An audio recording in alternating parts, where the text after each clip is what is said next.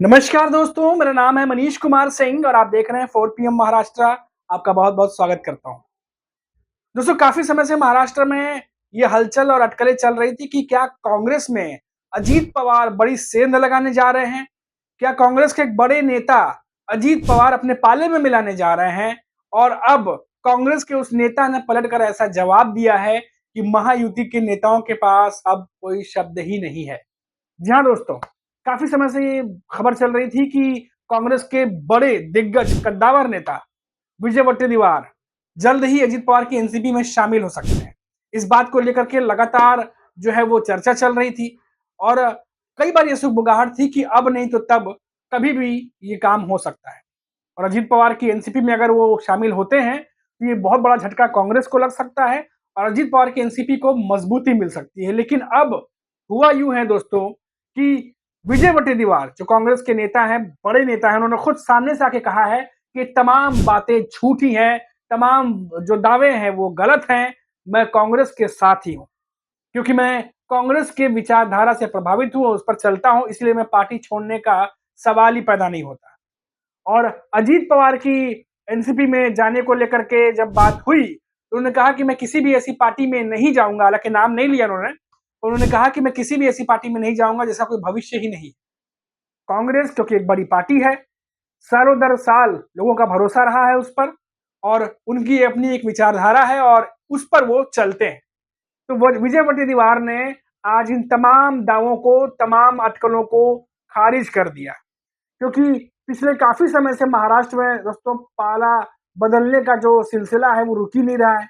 लोकसभा चुनावों से पहले शुरू हुआ ये पूरा खेल, हालांकि हमेशा चलता है ये तो, चुनाव रहे या ना रहे, लेकिन खासतौर से अगर मैं बात करूं तो लोकसभा चुनाव से पहले ये शुरू हुआ था पाला बदलने की राजनीति, जो 3-4 महीने बाद विधानसभा में भी देखने को मिली और उसके बाद विधानसभा होने के बाद भी फरवरी मार्च शुरू हो गया, अभी भी कुछ कुछ नेता पाला बदलते रहते हैं और आने वाले समय में क्योंकि निकाय चुनाव और बीएमसी चुनाव है तो ऐसे में भी खबरें हैं कि हो सकता है कि उसकी वजह से भी कुछ पाला बदल की राजनीति दिखाई दे।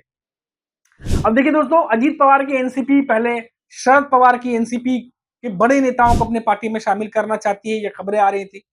उसके बाद हमने देखा कि किस तरीके से शरद पवार ने इन दावों को फेल किया।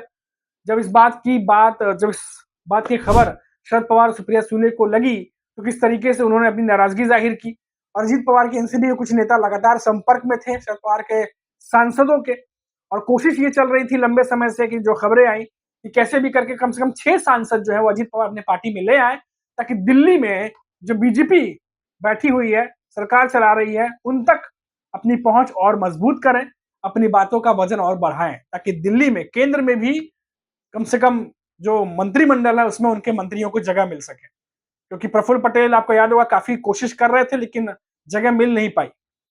अब देखिए दोस्तों, जब अजीत पवार फेल हुए उस लड़ाई में, क्योंकि वो जन्मदिन में भी गए थे शरद पवार के मिलने के लिए, आपको याद होगा, अपने मंत्रियों के साथ में, तभी सुगबुगाहट काफी ज्यादा हो गई थी। फिर उसके बाद परिवार के लोगों ने ये कहा कि हम चाहते हैं कि दोनों परिवार साथ आ जाएं, दोनों पवार साथ आ जाएं। उसके बाद तो सुगबुगाहट और भी तेज हो गई। लेकिन जैसे ही अमित शाह महाराष्ट्र आते हैं और शरद पवार के बारे में फिर से उसी तरीके से हमला करते हैं, फिर उसके बाद तमाम जो अटकलें हैं वो ठंडी पड़ जाती हैं। अब नेता ये समझ जाते हैं कि जो सुगबुगाहट थोड़ी बहुत थी अब उसकी भी गुंजाइश खत्म हो चुकी है, जिस तरीके से अमित शाह शरद पवार के बारे में उल्टा सीधा महाराष्ट्र में बोलते हैं। फिर जब अजीत पवार शांत हुए तो एकनाथ शिंदे शुरू हो गए। एकनाथ शिंदे की तरफ से व्हाइट टाइगर जो है, ऑपरेशन व्हाइट टाइगर चलाया गया, जिसके बारे में आपको पता है उदय सामंत ने क्या कुछ कहा था।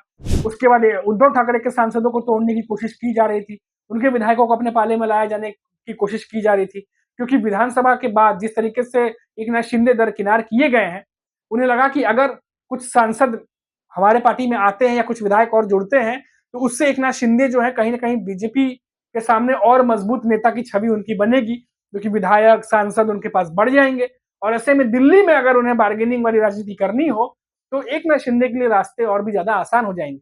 उनकी तरफ से भी ये चीज की गई, लेकिन हुआ यूं कि उद्धव ठाकरे के तमाम सांसद एक साथ आते हैं मीडिया के सामने और कहते हैं कि हम सब एक साथ हैं, हमारी निष्ठा उद्धव ठाकरे के साथ में है और हम एकनाथ शिंदे के साथ नहीं जा रहे। यानी यहां भी एकनाथ शिंदे के दावों की हवा निकल जाती है। उसके बाद आपको पता है कि उद्धव ठाकरे कितने आक्रामक हुए थे, साफ कहा मेरी पार्टी अगर आप तोड़ी तो हम सर तोड़ देंगे।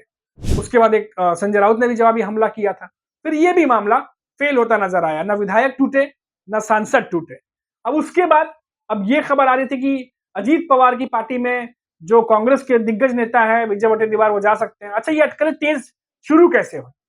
क्योंकि खबरें ये थी दोस्तों कि जो विधानसभा चुनाव के बाद विजय वटेदीवार की तरफ से ये खबरें आ रही थी कि उनको ये लगा कि कांग्रेस पार्टी सही तरीके से लोगों से जुड़ नहीं पाई, और पार्टी के भीतर या सीट शेयरिंग को लेके जिस तरीके से खींचतान हुई, उसको लेके भी विजय वटेदीवार जो है वो थोड़े नाराज नजर आ रहे थे। और अटकलें ये थी कि ये जो नाराजगी की वजह है, कहीं इन्हीं नाराजगी की वजहों से विजय वटेदीवार कहीं अजीत पवार के एनसीपी में न चले जाए।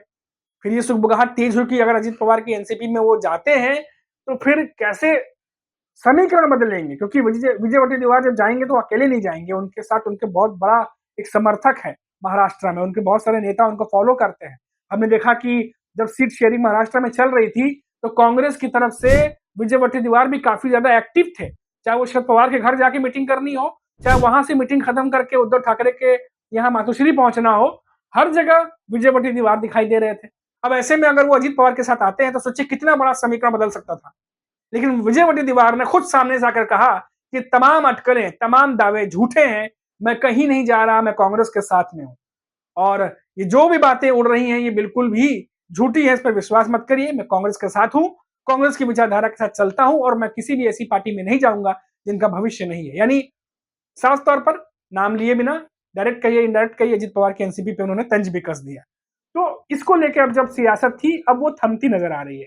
यानी पाला बदलने की जो राजनीति थी, जिस तरीके से लग रहा था कि हो सकता है कि कांग्रेस को झटका लग जाए, लेकिन अब कांग्रेस को नहीं बल्कि ये अजीत पवार को ही कह सकते हैं एक तरीके से झटका लगा है, क्योंकि काफी सारे लोग ये मान रहे थे कि ये पॉसिबल है कि विजय वटेदीवार आ सकते हैं। लेकिन अब तमाम जो अटकलें हैं, तमाम जो चर्चाएं हैं, वो समाप्त हो गई हैं। यानी अपने पाले में लाने की कोशिश कर रहे थे अजीत पवार क्वेश्चन मार्क के साथ में, तो क्या उन्हें या उनकी पार्टी को करारा जवाब विजय वटेदीवार ने दे दिया इन सब बातों के साथ में?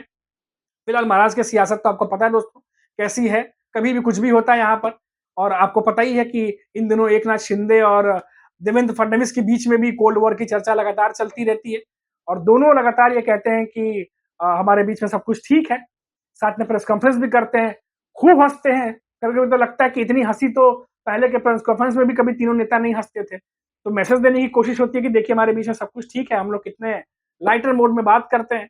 लेकिन कहते हैं कि दर्द जब ज्यादा हो तो आदमी मुस्कुराता ज्यादा है, वैसा ही कुछ देखने को मिला है महायुति के प्रेस कॉन्फ्रेंस में भी। तो इसीलिए जो पाला बदलने की रणनीति है, जरूरी नहीं कि जो पार्टी सत्ता में नहीं है उनके ही नेता पावर में आने के लिए सत्ताधारी पार्टी के साथ आए। हमने देखा कि सत्ताधारी पार्टी के नेता भी अपोजिशन में चले जाते हैं। तो ये पाला बदलने की जो राजनीति है वो महाराष्ट्र में अभी रुकती तो फिलहाल नहीं दिखाई दे रही है। लेकिन जो ताजा खबर थी, विजय वटेदीवार ने जो तगड़ा जवाब दिया है उसको लेकर, वो हमने आप तक पहुंचा दी। अभी के लिए इतना ही। आप देखते रहिए 4 PM महाराष्ट्र। नमस्कार।